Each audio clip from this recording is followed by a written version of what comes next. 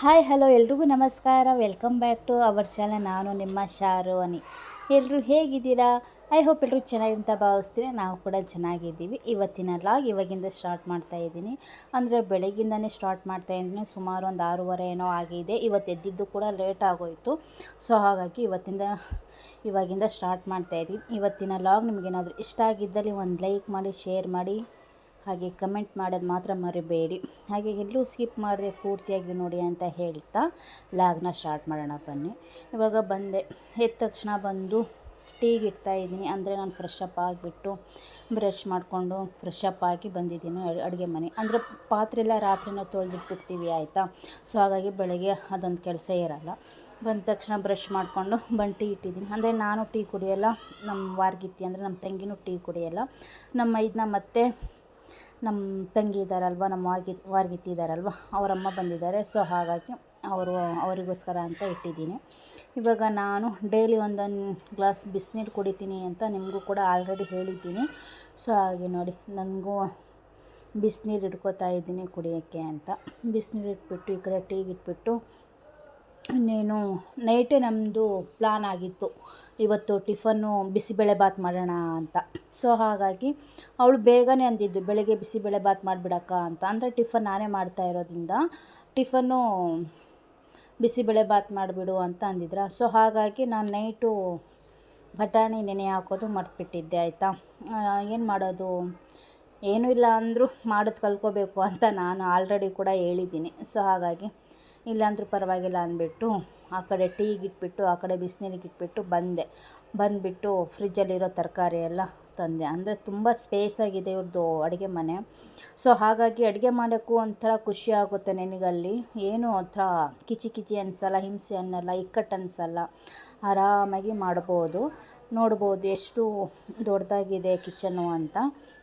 ನನಗೆ ತುಂಬಾ ಇಷ್ಟ ಕಿಚನ್ನು. ಅಂದರೆ ಅಡುಗೆ ಬೆಳಗ್ಗಿಂದ ಸಾಯಂಕಾಲವರೆಗೂ ಅಡುಗೆ ಮಾಡಿ ಅಂದರೆ ನಿಂತ್ಕೊಂಡು ಆರಾಮಾಗಿ ಅಡುಗೆ ಮಾಡ್ತೀನಿ. ನನಗೆ ಬೇಜಾರೇ ಅನಿಸಲ್ಲ, ಅಷ್ಟು ಚೆನ್ನಾಗಿದೆ ಅಡುಗೆ ಮನೆ ಬಂತು, ದೊಡ್ಡದಾಗೇ ಇದೆ. ಸೊ ಹಾಗಾಗಿ ಅಷ್ಟೇ, ಇನ್ನೇನಿಲ್ಲ. ಆಮೇಲೆ ಈ ಕಡೆ ನೋಡಿ ಬಿಸಿಬೇಳೆಬಾತ್ ಮಾಡ್ತಾಯಿದ್ದೀನಲ್ವ, ಅದಕ್ಕೆ ಪ್ರಿಪ್ರೇಷನ್ ಮಾಡ್ಕೋತಾ ಇದ್ದೀನಿ. ಇವಾಗ ಇದಕ್ಕೆ ಬೀನ್ಸ್ ತೊಗೋತಾ ಇದ್ದೀನಿ. ಬೀನ್ಸು, ಕ್ಯಾಪ್ಸಿಕಮ್ಮು, ಕ್ಯಾರೆಟು, ಹಾಗೆ ಮಿಕ್ಕಿದ ನಿಮ್ಮ ಮನೇಲಿ ಏನೇನು ತರಕಾರಿ ಇದೆಯೋ ಅದೆಲ್ಲ ತೊಗೊಳ್ಳಿ. ಸದ್ಯಕ್ಕೆ ನಾನಿಲ್ಲಿ ಬರೀ 3 ಐಟಮ್ ತೊಗೊಂಡಿರೋದು. ನಾನು ಆಮೇಲೆ ಇದು ಗೆಡ್ಡೆಕೋಸು ಹಾಕಬೇಕಾಗಿತ್ತು ಆಯಿತಾ. ಗೆಡ್ಡೆಕೋಸು ಖಾಲಿ ಆಗಿತ್ತು. ನೈಟು ನಾವು ಜೋಳಿಕಾಯಿ ಪಲ್ಯ ಮಾಡಿದ್ವಲ್ಲ, ಅದರೊಳಗೆ ಹಾಕ್ಬಿಟ್ಟಿದ್ವಿ. ಜೋಳಿಕಾಯಿ ಪಲ್ಯ ಗೆಡ್ಡೆಕೋಸು ಹಾಕ್ಬಿಟ್ಟು ನೈಟು ಪಲ್ಯ ಮಾಡಿದ್ವಿ. ಸೊ ಹಾಗಾಗಿ ಗೆಡ್ಡೆಕೋಸು ಇರಲಿಲ್ಲ. ನಿಮ್ಮ ಮನೇಲಿ ಇನ್ನೇನೇನು ತರಕಾರಿ ಇರುತ್ತೋ ಅದೆಲ್ಲ ಹಾಕ್ಬಿಟ್ಟು ಬಿಸಿಬೇಳೆಬಾತ್ ಮಾಡ್ಕೊಳ್ಳಿ. ಬೇರೆಯವರು ಬೇರೆ ರೀತಿಯಲ್ಲಿ ವಿಧಾನದಲ್ಲಿ ಮಾಡಿರ್ತಾರೆ ಬಿಸಿಬೇಳೆಬಾತ್. ಯಾರು ಮಾಡಿರಲ್ಲ ಹೇಳಿ? ಆಲ್ಮೋಸ್ಟ್ ಎಲ್ಲರೂ ಮಾಡ್ತಾ ಇರ್ತಾರೆ ಅಂದ್ಕೊಳ್ಳಿ. ಇವಾಗ ನಾನು ಮಾಡೋ ರೀತಿನೇ, ನಾನು ಮಾಡೋ ಸ್ಟೈಲೇ ಬೇರೆಯಾಗಿರುತ್ತೆ. ಸೊ ಹಾಗಾಗಿ ನಾನು ಯಾವ ರೀತಿ ಮಾಡ್ತೀನಿ ಅಂತ ನಿಮಗೆ ತೋರಿಸ್ತಾ ಇದ್ದೀನಿ. ಇವಾಗ ನೋಡಿ, ನಾನಿವಾಗ ಕ್ವಾಂಟಿಟಿ ತೊಗೊಂಡಿರೋದು 1 ಗ್ಲಾಸಷ್ಟು ಅಕ್ಕಿ ತೊಗೊಂಡಿದ್ದೀನಿ, 3/4 ಗ್ಲಾಸಷ್ಟು ಬೇಳೆ ತೊಗೊಂಡಿದ್ದೀನಿ. ನಾನು ಇವತ್ತು ಮಾಡ್ತಾ ಇರೋದು ಸುಮಾರು ಒಂದು 12 ಜನಕ್ಕೆ ಮಾಡ್ತಾಯಿದ್ದೀನಿ ಬಿಸಿಬೇಳೆಬಾತು. ಅಂದರೆ ಅಷ್ಟೇ ಜನ ಇರೋದು ಇವಾಗ ಸದ್ಯಕ್ಕೆ ನಾವು. ಅಂದರೆ ನಾವೆಲ್ಲ ಸೇರಿ ಒಂದು 12 ಜನ ಆಗ್ಬೋದು. ಎಷ್ಟು 12 ಜನಕ್ಕೂ ಮಾಡ್ತಾಯಿದ್ದೀನಿ ನಾನು ಇವತ್ತು ಟಿಫನ್ನು. ಸೊ ಹಾಗಾಗಿ ಇವಾಗ ಬೇಳೆ ಅಕ್ಕಿ ಆಲ್ರೆಡಿ ವಾಶ್ ಮಾಡಿ ತೊಗೊಂಬಂದುಬಿಟ್ಟಿದ್ದೀನಿ. ಇವಾಗ ಹೆಚ್ಚಿಟ್ಕೊಂಡಿದ್ನಲ್ವ ಬೀನ್ಸು, ಕ್ಯಾರೆಟು, ಆಲೂಗಡ್ಡೆ, ಮಿಕ್ಕಿದ್ದೇನು ತರಕಾರಿ ಇದೆಯೋ ಅದೆಲ್ಲ ಹಾಕ್ಬಿಟ್ಟು ನೀರು ಹಾಕ್ಕೊಳ್ಳಿ. ಎಷ್ಟು ಬೇಕೋ ಅಷ್ಟು ನೀರು ಹಾಕ್ಬಿಟ್ಟು ನಾನು ಇದ್ರ ಜೊತೆಗೇ ಒಟ್ಟಿಗೆ ಹಾಕ್ಬಿಟ್ಟು ಒಂದೇ ಸಲ ಕೂಗಿಸ್ಬಿಡ್ತೀನಿ. ಅಂದರೆ ಸ್ವಲ್ಪ ಎಣ್ಣೆ, ರುಚಿಗೆ ತಕ್ಕಷ್ಟು ಉಪ್ಪು, ಹಾಗೆ 2 ಪ್ಯಾಕಷ್ಟು ಯೂಸ್ ಮಾಡ್ಕೋತೀನಿ ನಾನು ಬಿಸಿಬೇಳೆಬಾತ್ ಪೌಡ್ರ್ MTRದು. ಅದರಲ್ಲಿ ಒಂದು ಒಗ್ಗರಣೆ ಮಾಡ್ತೀವಲ್ವ ಆ ಟೈಮಲ್ಲಿ ಹಾಕ್ಕೋತೀನಿ, ಇನ್ನೊಂದು ನಾನು ಈ ಟೈಮಲ್ಲಿ ಹಾಕ್ಕೋತೀನಿ. ಹಾಗೆ 2-3 ಸ್ವಲ್ಪ ಒಣಗಿರೋ ಮೆಣಸಿನ್ಕಾಯಿ ಹಾಕ್ಕೋತಾ ಇದ್ದೀನಿ. ಹಾಗೆ ಸ್ವಲ್ಪ ಬೆಲ್ಲ ಇರಲೇಬೇಕು. ಮಾಡ್ತೀವಲ್ವ ನಾವು ಬಿಸಿಬೇಳೆಬಾತ್ ಮಾಡಿದಾಗ ಬೆಲ್ಲನೇ ಒಂಥರ ರುಚಿ ಕೊಡುತ್ತೆ.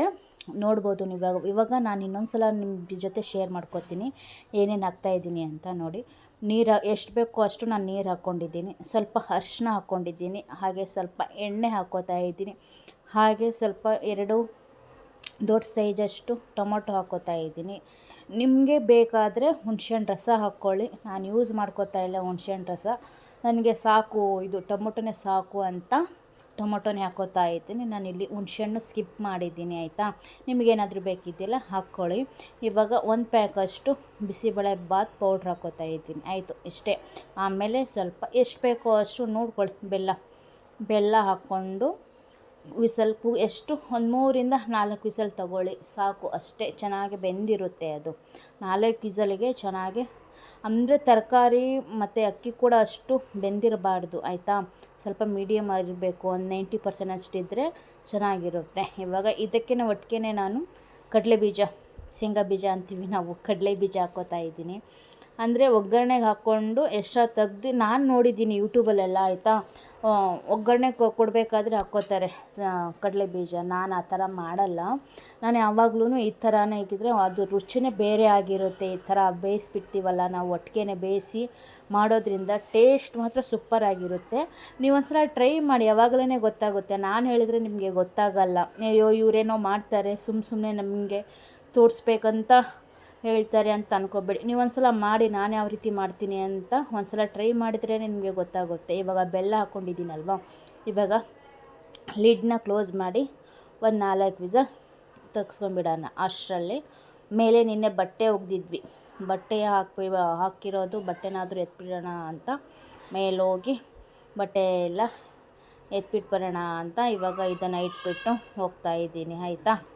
ಹೋಗ್ಬಿಟ್ಟು ಮಿಕ್ಕಿದ ಕೆಲಸ ನೋಡ್ಕೋಬೇಕಲ್ವ ವಿಸಲ್ ಬರೋಷ್ಟರಲ್ಲಿ. ಇನ್ನು ಮಕ್ಕಳು ಬೇರೆ ಸ್ಕೂಲಿಗೆ ಹೋಗ್ತಾರೆ ನೋಡಿ. ಇವಾಗ ಇಟ್ಟಿದ್ದೀನಿ. ಆಲ್ರೆಡಿ ನಂದು 2 ವಿಸಲ್ ಬಂದಿದೆ. ಅಷ್ಟರಲ್ಲಿ ಅದು ಕುಕ್ಕರ್ ತಣ್ಣಗಾಗಬೇಕಂತ ಈ ಕಡೆ ನೋಡಿ ಯಾವ್ಯಾವ ಸ್ಟೈಲಲ್ಲಿ ಯಾವ್ಯಾವ ಅಂಗಲಲ್ಲಿ ಕೂತಿದ್ದಾರೆ ಎಲ್ಲರೂ ಅಂತ ನೋಡಿ. ಅಲ್ಲೊಬ್ಬ ಹೇಗೆ ವಿಂಡೋ ಹತ್ತು ನಿಂತಿದ್ದಾನೆ ಅಂತ. ಇವರೇ ನೋಡಿ, ನಾನು ಹಾಯ್ ಮಾಡಮ್ಮ ಅಂತಿದ್ದೆ ಅವರಿಗೆ. ಅದು ಪಾಪ ಹಾಯ್ ಮಾಡಿದ್ರು, ಅವರು ಖುಷಿ ಆಯಿತು ಅವ್ರು ಹಾಯ್ ಮಾಡಿದ್ದು ನೋಡಿ. ನಮ್ಮ ಮಾರ್ಗಿತ್ತಿರಮ್ಮ ಅವರು ಆಲ್ರೆಡಿ ತೋರಿಸಿದ್ದೀನಿ ನಾನು ನಿಮಗೆ ನೋಡಿ. ಇವಾಗ ಕುಕ್ಕರ್ ತಣ್ಣಗಾಗಿತ್ತು. ಇವಾಗ ಸ್ವಲ್ಪ ಗಟ್ಟಿ ಥರ ಅನ್ನಿಸ್ತು ಆಯಿತಾ. ಬಿಸಿಬೇಳೆ ಯಾವಾಗಲೂ ಸ್ವಲ್ಪ ತೆಳು ಥರನೇ ಇರಬೇಕು ಅಂತ. ಇವಾಗ ಈ ಹಂತದಲ್ಲೇ ನಾನು ನೀರು ಹಾಕ್ಕೊಂಡು, ಅಂದರೆ ನಾನು ಇಲ್ಲೇನು ಬಿಸಿನೀರು ಯೂಸ್ ಮಾಡಿಲ್ಲ, ತಣ್ಣೀರೇ ಯೂಸ್ ಮಾಡಿರೋದು. ತಣ್ಣೀರು ಹಾಕ್ಬಿಟ್ಟು ನನಗೆ ಯಾವ ರೀತಿ ಬೇಕೋ ಅಷ್ಟು ನೀರು ಹಾಕಿ ಮಿಕ್ಸ್ ಮಾಡಿ ಇಟ್ಕೊಂಡೆ. ಅಷ್ಟರಲ್ಲಿ ಇವಾಗ ಈ ಕಡೆ ಒಗ್ಗರಣೆಗೆ ರೆಡಿ ಮಾಡ್ಕೊಳ್ಳೋಣ ಅಂತ ಆಲ್ರೆಡಿ ಗ್ಯಾಸ್ ಹಚ್ಚಿ ಬಾಣಲೆ ಇಟ್ಟಿದ್ದೆ, ಎಣ್ಣೆ ಬಿಸಿ ಆಗಲಿ ಅಂತ. ನೋಡ್ಬೋದು ನಾನು ಸ್ವಲ್ಪ ಜಾಸ್ತಿನೇ ತೊಗೊಂಡಿದ್ದೀನಿ ಆಯಿತಾ ಎಣ್ಣೆ. ಅಂದರೆ ಸ್ವಲ್ಪ ಕ್ವಾಂಟಿಟಿ ಜಾಸ್ತಿ ಮಾಡಿದ್ದೀನಲ್ವ, ಸೊ ಹಾಗಾಗಿ ಸ್ವಲ್ಪ ಜಾಸ್ತಿನೇ ಎಣ್ಣೆ ತೊಗೊಂಡಿದ್ದೀನಿ. ನಿಮ್ಮ ಮನೇಲಿ ಎಷ್ಟು ಜನ ಮಾಡ್ತೀರಾ ಅನ್ನೋದ ಮೇಲೆ ಡಿಪೆಂಡಾಗಿ ನೀವು ಒಗ್ಗರಣೆ ಕೊಟ್ಕೊಳ್ಳಿ. ಇವಾಗ ನೋಡಿ ಎಣ್ಣೆ ಬಿಸಿ ಆಗಿತ್ತು. ಇವಾಗ ಸ್ವಲ್ಪ ಸಾಸಿವೆ ಹಾಕ್ಕೊಂಡಿದ್ದೀನಿ. ಸಾಸಿವೆ ಚಿಟಪಟ ಅಂದ ತಕ್ಷಣ ಕರಿಬೇವು ಹಾಕ್ಕೊಂಡೆ. ಕರಿಬೇವು ಹಾಕ್ಕೊಂಡಾದ್ಮೇಲೆ ಸ್ವಲ್ಪ ಹಿಂಗೆ ಹಾಕ್ಕೊಂಡಾದ್ಮೇಲೆ ಸ್ವಲ್ಪ ಒಣಗಿರೋ ಮೆಣಸಿನ್ಕಾಯಿ ಸ್ವಲ್ಪ ಹಾಕ್ಕೊಂಡಿದ್ದೀನಿ ನಾನು ಇದರಲ್ಲೇ ಒಟ್ಟಿಗೆ. ಸ್ವಲ್ಪ ಒಗ್ಗರಣೆಗೂ ಹಾಕ್ಕೊಂಡಿದ್ದೀನಿ, ಆ ಕಡೆ ಬೇಯಿಸಿದ್ದೆ ಅಲ್ವ ಅದರಲ್ಲೂ ಸ್ವಲ್ಪ 1-2 ಹಾಕ್ಕೊಂಡಿದ್ದೀನಿ. ಅಂದರೆ ಆ ಕಡೆ ಹಾಕ್ಕೊಂಡ್ರೆ ಬೇಯಿಸ್ಬಿಟ್ಟು ಹಾಕ್ಕೊಂಡ್ರೆ ನಾವು ಸ್ವಲ್ಪ ಖಾರ ಬಿಡುತ್ತೆ ಅಂತ ಹಾಕ್ಕೊಂಡಿದ್ದೀನಿ ಅಷ್ಟೇ. ಇದರಲ್ಲೂ ಅಷ್ಟೇ ಚೆನ್ನಾಗಿರುತ್ತೆ ಒಗ್ಗರಣೆಯಲ್ಲಿ ಹಾಕ್ಕೊಂಡ್ರು ಅಂತಲೂ ಇದರಲ್ಲೂ ಒಂದು ಸ್ವಲ್ಪ ಹಾಕ್ಕೊಂಡಿದ್ದೀನಿ. ಮೇನ್ ಖಾರ ಇದೆ ಅಲ್ವಾ, ಸೊ ಹಾಗಾಗಿ. ಇವಾಗ ಒಂದು ದೊಡ್ಡದಾಗಿ ಉದ್ದಕ್ಕೆ ಹೆಚ್ಕೊಂಡಿರುವಂಥ ಈರುಳ್ಳಿ ಹಾಕ್ಕೊಂಡಿದ್ದೀನಿ. ಇವಾಗ ಚೆನ್ನಾಗಿ ಮಿಕ್ಸ್ ಮಾಡ್ಕೊಳ್ಳಿ. ಅದು ಈರುಳ್ಳಿ ಎಲ್ಲ ಚೆನ್ನಾಗಿ ಬೇಯಬೇಕು. ಅದು ಈರುಳ್ಳಿ ಎಷ್ಟು ಬೇಯುತ್ತೋ ಅಷ್ಟು ಚೆನ್ನಾಗಿರುತ್ತೆ ಬಿಸಿಬೇಳೆ ಬಾತ್ಗೆ. ಇವಾಗ ಚೆನ್ನಾಗಿ ಮಿಕ್ಸ್ ಮಾಡ್ಕೊಳ್ಳಿ. ಎಣ್ಣೆ ಜೊತೆ ಚೆನ್ನಾಗಿ ಮಿಕ್ಸ್ ಮಾಡ್ಕೊಂಡು ಅದನ್ನು ಬೇಗ ಬೇಯುತ್ತೆ.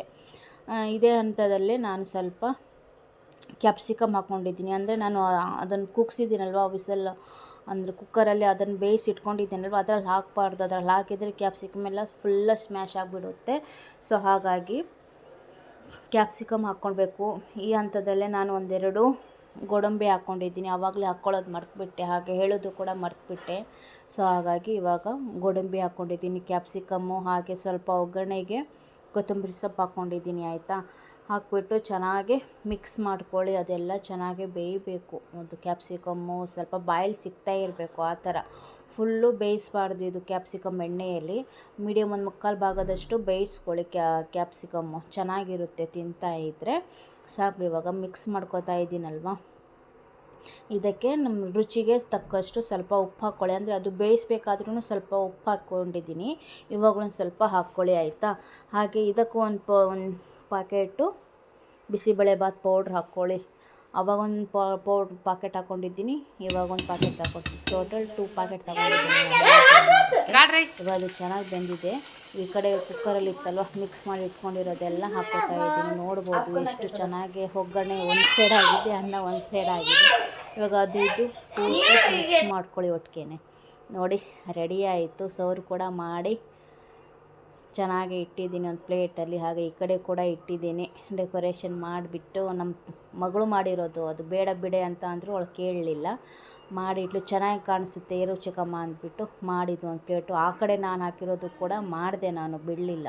ಹಾಗೆ ಇವತ್ತಿನ ರೆಸಿಪಿ ನಿಮಗೆ ಇಷ್ಟ ಆಗಿದ್ದಲ್ಲಿ ಒಂದು ಲೈಕ್ ಮಾಡಿ ಅಂತ ಹೇಳ್ತೀನಿ. ಇಷ್ಟ ಆಗಿದೆ ಅಂತಲೂ ಕೂಡ ನಾನು ಅಂದ್ಕೋತೀನಿ. ಇಷ್ಟ ಆಗಿದೆ ಒಂದು ಲೈಕ್ ಮಾಡಿ, ಶೇರ್ ಮಾಡಿ, ಕಮೆಂಟ್ ಮಾಡಿ. ಹಾಗೆ ಹೊಸದಾಗಿ ನನ್ನ ಚಾನಲ್ ಯಾರಾದರೂ ನೋಡ್ತಾ ಇದ್ದರೆ ಪ್ಲೀಸ್ ಸಬ್ಸ್ಕ್ರೈಬ್ ಮಾಡ್ಕೊಳ್ಳಿ ಅಂತ ಹೇಳ್ತಾ ಹೋಗಿ ಬರಲಾ ಇವಾಗ. ಬಾಯ್.